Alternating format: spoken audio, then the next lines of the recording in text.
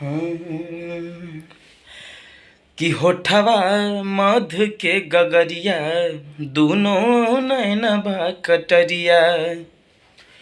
होठवा मध के गगरिया दोनों नैनबा कटरिया। हो गोरी चांदनी समायल बबदनिया में। आठवा अजूबा बड़ू दुनिया में। हाय आठवा अजूबा बड़ू दुनिया में।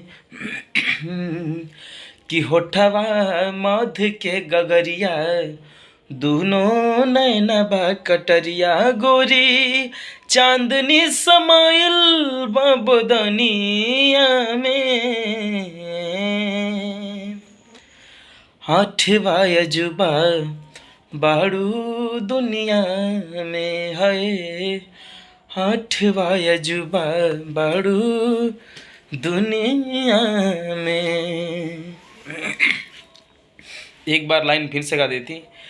कि होठवा मध के गगरिया दोनों नैनबा कटरिया। गोरी हो चांदनी समाइल हो गोरी हो चांदनी समाइल बबदनिया में।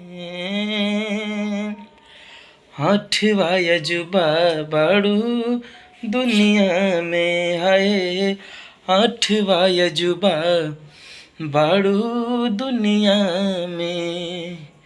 ना ना ना ना दिल में समाइलू दिलदार बन के जिंदगी में अइलो।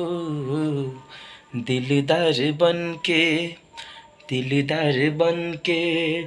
दिल में समाइलो।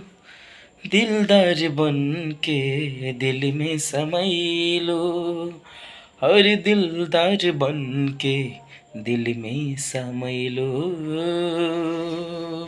अच्छा लगे तो हमारे channel A B Suraj king के सब्सक्राइब करीजा। और फेसबुक से देखा तनी तो हमारे फेसबुक पेज के फॉलो करीजा। और बहुत सारा इतना सारा प्यार देने के लिए आप सभी को दिल से धन्यवाद। Thank you, love you all.